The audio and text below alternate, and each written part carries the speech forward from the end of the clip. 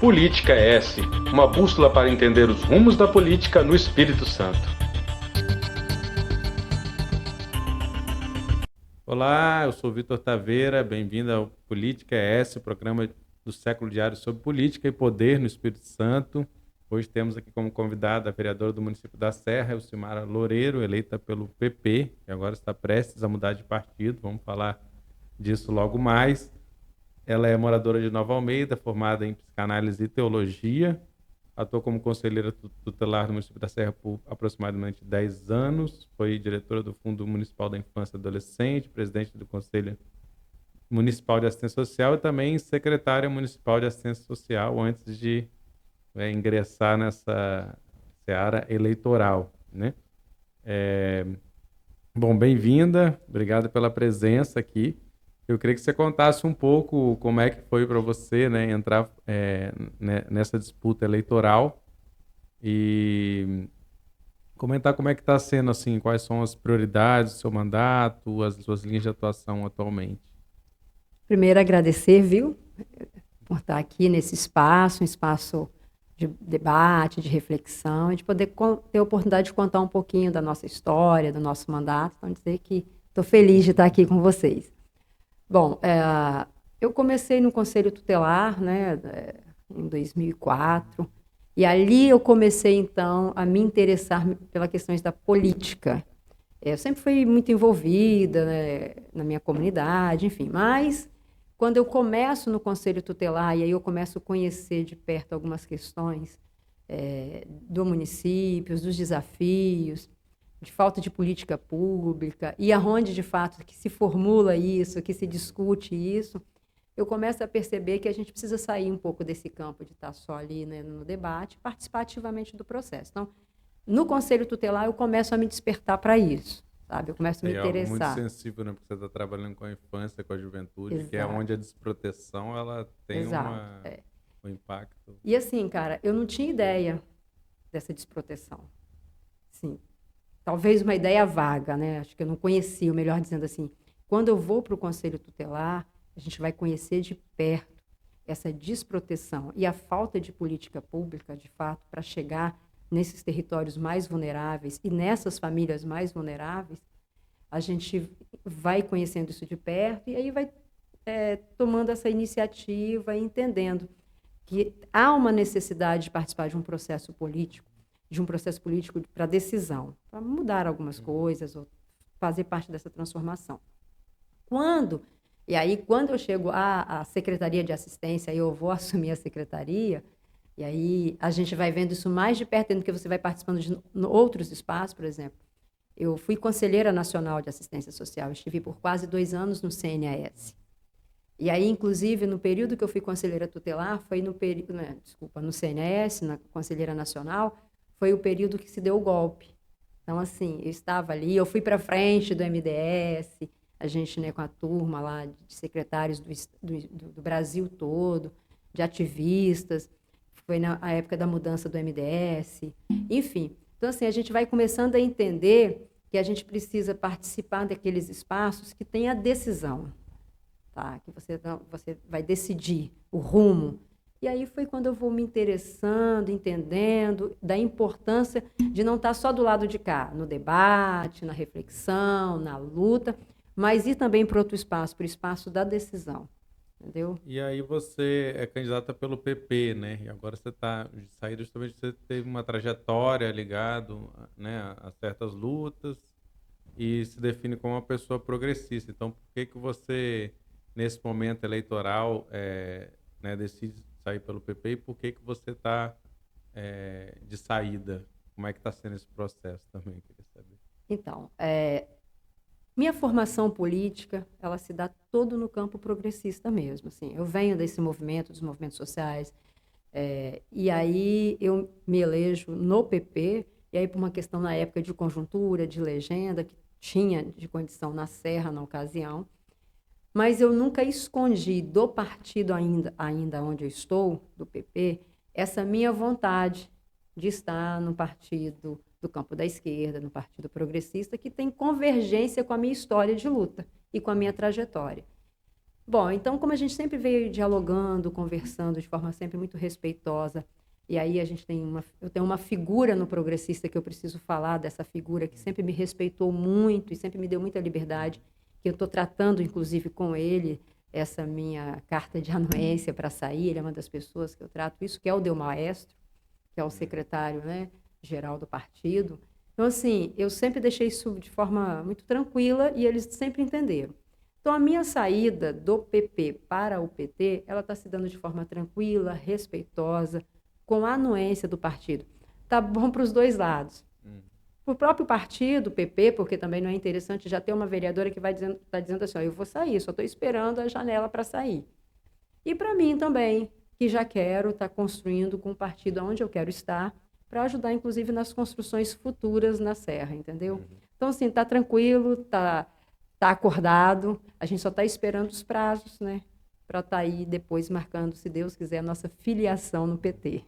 Antes de falar um pouco disso, dessa nova fase, né, dessa aproximação e diálogo com o PT, eu queria que você contasse um pouco como é que está sendo esse mandato, né, que é o seu primeiro mandato na Câmara, e há uma conjuntura, a Câmara da Serra tem aparecido aí também na imprensa, justamente por alguns ataques dessa extrema-direita, né?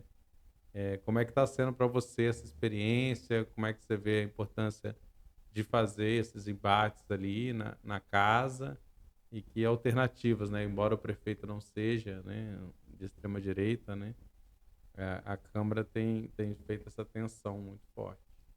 Então, apesar de eu ter sido eleita num partido centro-direita, eu chego na Câmara trazendo a bagagem, a história do campo progressista. E então eu sempre fui identificada como essa figura lá na casa, assim, a vereadora da esquerda. Eu sempre fui identificada assim. Independente da legenda. Independente da legenda. E, assim, os movimentos sociais também, de forma, sempre me procuravam para, quando tinha algum ponto, algum debate, alguma coisa, sempre fui procurada por todos esses movimentos, que se sentem representados nessas figuras que representam as políticas para a minoria, a política do campo progressista. Então, assim, a Câmara, os vereadores sempre me identificaram assim, né? E aí, quando vinha algum debate, automaticamente parte da Câmara já vinha falando, colegas vereadores, querendo saber o meu posicionamento. E eu sempre me posicionei, porque, assim, de fato, parte da Câmara da Serra ela tem se colocado como uma direita conservadora. E aí a gente tem a figura de alguns colegas vereadores que se autoafirmam assim, inclusive, que se autoapresentam assim nos seus discursos, nas suas defesas, até nos seus projetos de leis. Até com uma criação de uma frente parlamentar, né? Está com uma frente parlamentar, que é um projeto que deve ser votado na próxima semana, inclusive, que é a criação de uma frente parlamentar da direita conservadora. E, obviamente, quem assina esses projetos são esses parlamentares, essas figuras que se colocam como os direitistas conservadores. Eu me posiciono de forma contrária, já estou antecipando o meu voto aqui, me posiciono de forma contrária a esse debate, a esse diálogo, porque eu disse a sessão passada, inclusive de um projeto também que foi uma grande polêmica, que foi a questão da política municipal da juventude e a criação do Fundo Municipal da Juventude, porque traziam palavras como diversidade, pluralidade, e aí essas palavras causam um debate. E eu disse no meu debate que a sociedade ela não é é uma sociedade plural, uma sociedade diversa. E a gente é diversa de várias formas, na religião, na raça, nas questões sociais, enfim. Então, assim, esse tem sido talvez um dos maiores desafios, se você for falar de desafio de mandato, muito mais essa questão de ser mulher num parlamento altamente machista, dominado pelos homens ainda, né? Altamente dominado pelos homens, mas a gente ainda vai conseguindo, sabe, romper com algumas coisas. Hoje eu estou na mesa diretora, então, assim, a gente vai conseguindo romper algumas coisas. Mas acho que o maior desafio hoje está nessa divisão daquilo que entende-se que é do campo conservador, do campo da moral, do campo da fé, para aquilo que a gente fala que é do campo da diversidade, da pluralidade, do respeito. É isso, acho que esse é o maior desafio, manter isso, sabe? Esse diálogo. Sim, porque essa extrema-direita, ao partir dessa coisa de certos princípios de fé e tal, ela acaba também desqualificando o debate parlamentar de uma maneira muito forte, porque você não está debatendo questões pertinentes à cidade, está debatendo alguns embates Se que vo- fogem, na verdade, um pouco disso, que são formas também de jogar para a plateia, de jogar para o seu público e tal. e sim, se você me permite, mais que desqualificar, tem hora que chega a criminalizar. Sim, exatamente. Eu percebo isso. Assim, por eu ser e assumir minha posição de progressista e da esquerda, e de um lado, por eu ser uma pessoa cristã evangélica, o tempo todo eu sou atacada. E sou desrespeitada. Questionam a minha fé. Questionam até o meu lugar de fé. Achando que eu não sou, inclusive, uma pessoa digna de estar frequentando uma igreja, porque eu sou da esquerda. Porque eu defendo pautas que falam de inclusão, sabe? E aí eu sou o tempo todo atacada. E atacada mesmo, sabe? Não só querem me desqualificar, como me atacam, me ameaçam, xingam, me xingam. Então, assim, criminaliza. A prática tem ocorrido em todas as casas legislativas, né? Assim, Vitória, a gente acompanha em Vila Velha, enfim, na Assembleia Legislativa, né? Cada vez mais tem acontecido, inclusive, como você falou, crimes, assim, a gente viu acontecer na tribuna e passarem impunes também. Então tem essa rede de proteção ali, né? De pessoas que também não querem comprar essa briga com a extrema-direita. Mas, enfim, voltando a falar um pouco, né, do PT, né? O PT, inclusive, não tem vereador atualmente na Serra, né? Você passaria a ser a única representante. Já teve, né, historicamente, mas, assim, na última eleição não conseguiu eleger. Então, eu queria que você falasse um pouco dessa expectativa de mudança. Por que você escolheu também o PT como sua opção, né? Falando disso, você tinha essa vontade de estar num partido progressista, porque o PT e não outro. Bom, o PT já era um desejo antigo da época de conselheira tutelar. Lá, quando eu fui conselheira tutelar, naquela ocasião, eu até tentei me filiar ao PT, mas acabou que se perdeu pelo meio do caminho. Talvez não era o tempo também, faltava maturação política, enfim. E aí acabou se perdendo ali, mas eu continuei com meus movimentos, participando dos processos. Fui candidata a deputada estadual pelo Rede, e aí depois venho candidata a vereadora pelo PP e me elejo, enfim. Então, assim, o PT já era algo que já estava lá atrás, né, que eu já vinha com esse desejo. Esse é o ponto. Segundo, eu tenho uma grande amizade com figuras do PT da Serra. E aqui eu posso destacar a ex-vice-prefeita Lourenço. A Lourenço, ela faz parte da minha trajetória política. Inclusive, foi uma das pessoas que defendeu o meu nome para que eu me tornasse secretária municipal de assistência, inclusive. E a gente já se conhecia desde a época que ela era vereadora, eu era conselheira, ela secretária de Direitos Humanos, eu na Secretaria de Assistência Social. Então, assim, a gente tem uma trajetória de se conhecer de quase 20 anos. Então, assim, isso é um ponto. Terceiro ponto, um diálogo muito afinado com a deputada Jaque, que a gente já vinha estabelecendo esse diálogo há mais de um ano com ela, sabe? E aí isso tudo foi convergendo para a minha decisão para o PT. Então, um desejo, a minha amizade, meu relacionamento com pessoas do próprio partido na Serra e o meu diálogo com a Jaque, que já vinha se dando aí há mais de um ano para tomar essa decisão. E aí foi mencionado em alguns meios que você viria com a possibilidade de ser candidata a prefeita pelo PT. Você tem essa intenção? Como é que você está vendo? Ou você pretende ir para a reeleição? Então, assim, o PT vai ter uma candidatura majoritária. Isso já está colocado, a gente já vem discutindo. Eu estou participando das discussões, apesar ainda de não ter concretizado a filiação, né, por questões de prazos, enfim. Mas essa tem sido a discussão que tem sido colocada na mesa do PT, né, com a executiva, com a militância, com o diretório. Então, assim, o PT vai ter uma candidatura majoritária. Ponto. Eu estou chegando. Eu estou chegando como parlamentar, com mandato e me colocando à disposição. Sou candidata à reeleição? Ok. Mas se o PT precisar que eu seja o nome para ser a candidata a prefeita, eu topo? Topo.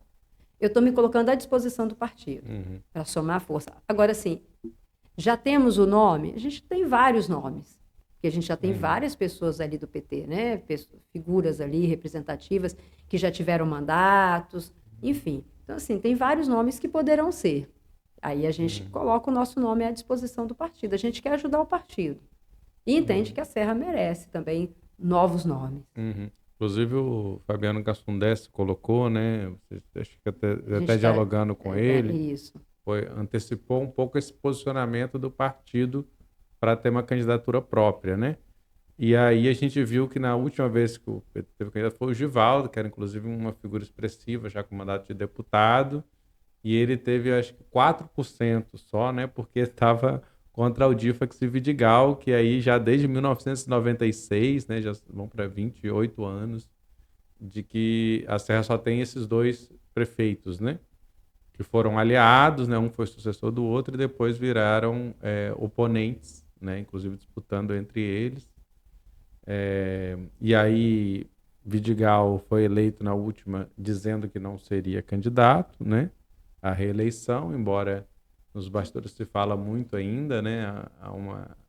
Não está descartada a candidatura dele. Aldifa que saiu derrotado da eleição para o governo, mas ainda é uma figura política muito forte, muito influente, né? Então, como é que você enxerga essa viabilidade que você está entrando no PT, como você está dizendo, você está entrando apostando numa outra via, né? Que não seja nenhum nem outro. Então, como é que você vê esse campo e essa possibilidade? É possível o PT ter uma força política que consiga bater de frente com essas duas estruturas, assim, porque são duas pessoas que, né, têm um conhecimento profundo da máquina, dos atores políticos ali do município, né? Então, assim, claro, você termina a sua fala dizendo das duas figuras que têm um conhecimento. Sim. As duas figuras, tanto o Aldifas quanto o Vidigal, são duas pessoas muito importantes para a Serra, contribuíram muito para a Serra.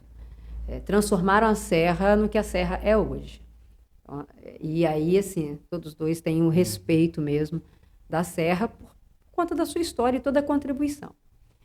Bom, mas a gente percebe hoje, e aí, hoje quando eu digo já das últimas eleições, né? Como que o comportamento das últimas eleições. Elas já não têm as duas figuras aí decidindo eleições no primeiro turno.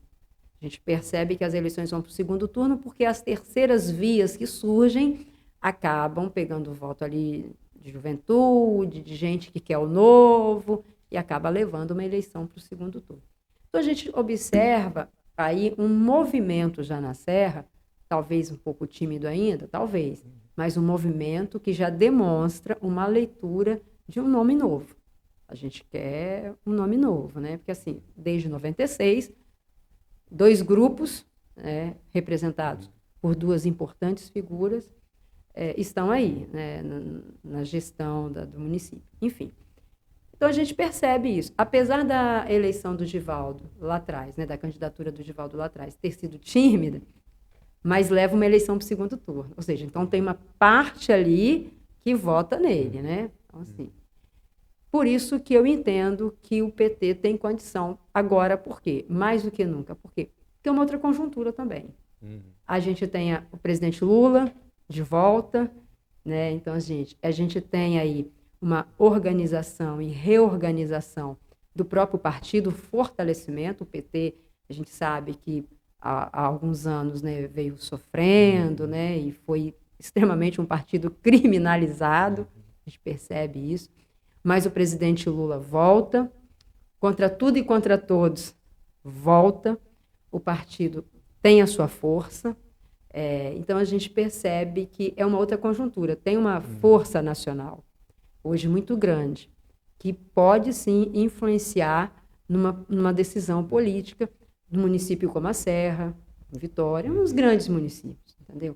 Eu entendo que sim. E o PT tem uma grande, assim, se você for pegar a votação da turma se eu posso assim dizer, da esquerda que teve na Serra, você vê o tanto de voto que tem. Você está entendendo? Então, assim, a gente observa que há, sim, nessa leitura, há, sim, uma grande chance do PT ter uma candidatura viável. Uhum. E porque também o PT ocupou postos, né, nessas gestões anteriores, né? Então agora exige um certo distanciamento aí. Eu queria saber como é que está também a sua atuação legislativa, como é que você está conduzindo e pretende conduzir em relação à atual gestão. Então, assim, eu Como é tenho que você... mantido um mandato de interlocução, de diálogo, me posiciono, me coloco, mas sempre tenho colocado o meu mandato assim, dessa forma, né? Inclusive, eu tenho falado que o meu mandato é um espaço de diálogo e interlocução. Então, assim, quando vem pautas que precisam ser mais debatidas, mais entendidas, a gente chama o executivo para dialogar, a gente chama a sociedade representativa, né, dentro daquela pauta. Então, assim, posta, né, naquela agenda. Então, assim, o meu mandato ele tem sido isso, um mandato de diálogo, de interlocução, mas não deixando de me posicionar, ok? Não deixando de me posicionar. Então, eu pretendo, né, continuar assim, um mandato de interlocução entre a sociedade civil, entre os movimentos, entre a sociedade com o executivo, interlocução, diálogo. Por exemplo, recentemente nós tivemos uma manifestação da comunidade pesqueira em Nova Almeida. Eu fui para a manifestação, eu dialoguei com os representantes, a gente, desse diálogo, conseguiu acordar uma reunião no gabinete do prefeito, para ouvir a comunidade, para começar as tratativas, para as ações paliativas lá do Reis Magos. Então, assim, eu tenho me colocado dessa forma, como essa ponte entre a sociedade e o executivo. E é assim que eu quero, né, me colocar. Em que você acha que marcaria uma diferença da candidatura petista para uma gestão do Vidigal ou do Aldífaro? O que você caracteriza como principais pontos a ser colocados? Acho que os investimentos nas políticas sociais, eles serão o principal ponto, sim. E aí a gente vai falar assim, acho que o Aldifas ele tem uma marca de uma gestão mais voltada para as grandes construções, para os grandes investimentos. O Vidigal, ele se mistura um pouco, né? Ele se mistura um pouco nisso aí. Acho que uma marca petista, um mandato petista, eu acredito que vai ser um mandato que vai seguir o que está posto no projeto de governo nacional. Então, a gente vai ter um mandato com mais investimento na habitação, porque a Serra ainda precisa de muitos investimentos nessa área.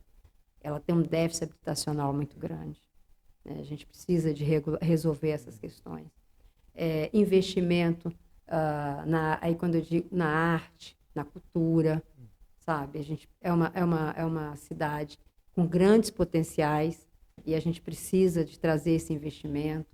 E aí quando a gente vê o presidente trazendo o Ministério da Cultura, então a gente sabe. Então, assim, acho que vai ser uma marca diferente, vai trazer isso mais para perto, vai colocar isso dentro da Serra, na agenda da Serra. Investimento que a gente coloca assim, e aí a gente vai falar de saúde, de educação, coisas assim. Tem investimento ainda hoje? Tem. Mas uma marca petista ela vai trazer um avanço muito maior nessas áreas. É o maior município do estado, tanto em termos de população e agora também em termos econômicos, né? Com o maior PIB, ultrapassou a Vitória recentemente. Exatamente. Então é uma centralidade muito grande. Inclusive é uma força política, né? Os prefeitos eles sempre saem da prefeitura com capital político muito grande e também muitos deputados, né? Vereadores que depois viram deputados, enfim, você vê que é um lugar de uma força política muito grande. Mas assim, para terminar, eu queria que você comentasse, né? Você comentou lá atrás sobre a questão da religião, né? Como é que você falou, né? De como é que você é tratada por ser uma pessoa de esquerda de uma religião cristã evangélica, né, de ser tentado deslegitimar justamente por essa extrema-direita. Mas eu queria que você falasse um pouco do contrário também, como é que você enxerga a importância da esquerda e desse campo progressista fazer esse debate, né, com essa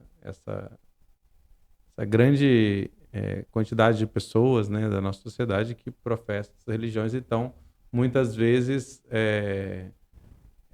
colocados constantemente sob ataque dessas informações extremistas, tanto de posições políticas de extrema-direita, como de fundamentalismo religioso, que são coisas que às vezes se aproximam muito, mas também não são exatamente a mesma coisa, né? Assim, eu falo assim, quando eu, né, me questiono assim, por quê? Eu digo que eu não estou fazendo nada diferente do que o próprio Jesus. E aí falar de Bíblia, de Jesus, né, de ministério, né, daquele que representa a fé cristã.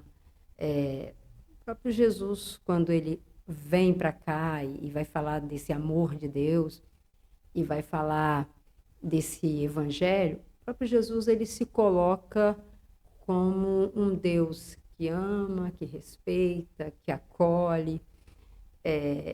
E é isso para mim, assim, eu não consigo ver uma fé diferente disso, sabe?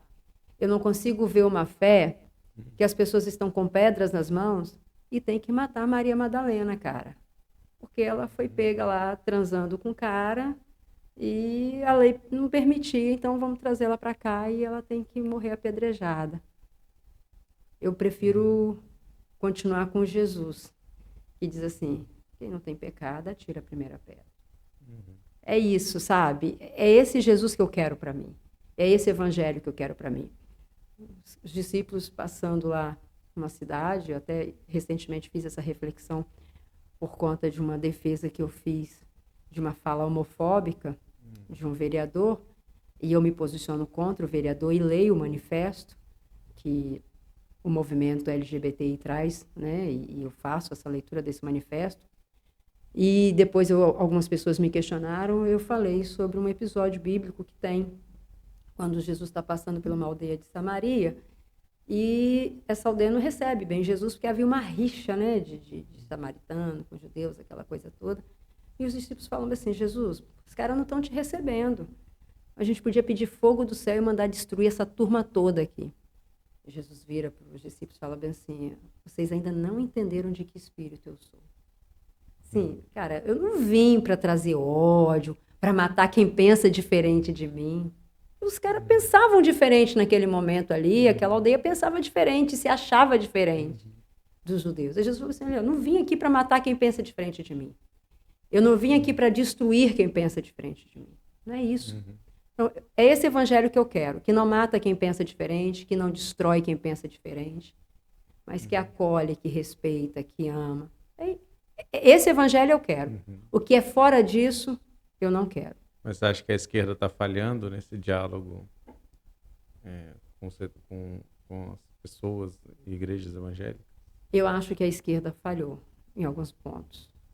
Nesse olhar assim, de um lado, acho que olha quem está como o campo evangélico fosse todo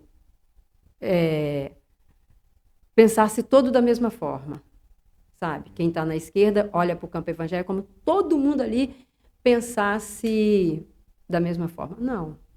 Nós temos, por exemplo, temos figuras, pastores que pensam diferente, são diferentes, que trazem uma forma de leitura do evangelho diferente. Então, assim, tem uma grande maioria conservadora? Tem.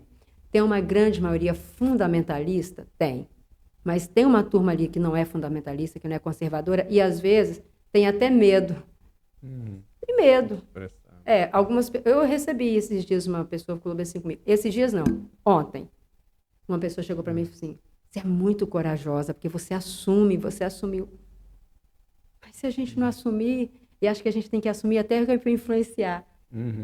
Aqui, quando a gente chegou, eu te contei a história do pastor que quando chegou para mim, me deu um abraço e falou assim, você está indo para o PT? Eu falei, tô. Ele, que bom que eu não estou sozinho. Falei, não, pastor, nós estamos juntos. Então, assim, e nesse caminhar, eu tenho encontrado vários pastores que pensam como eu penso. E que talvez agora se juntando, fortalecem, entendeu? É isso. Tá bom, obrigado, Silmara Loureiro, vereadora do município da Serra, no Espírito Santo. Esse foi o PolitiCast, é o programa quinzenal aqui do Século Diário. Produção e locução minha, Vitor Taveira. Apoio técnico do Cauã Elmer, aqui nos bastidores do Estúdio 42B. Então, Silmara, obrigado. Lembro também para o pessoal saber mais notícias diárias, outras informações sobre o Espírito Santo, séculodiario.com.br, sempre tem novidades. E também curta nossos canais, né, no YouTube, plataformas de áudio, e acompanhe sempre as novidades. Então, a gente fica atento também, saber dessas movimentações. Quem quiser, vamos estar sempre acompanhando aí. E da data da filiação, né? Isso aí, você avisa a gente que o noticiário está sempre aberto aí para entender um pouco mais da nossa política. Tá bom, obrigada. Até mais.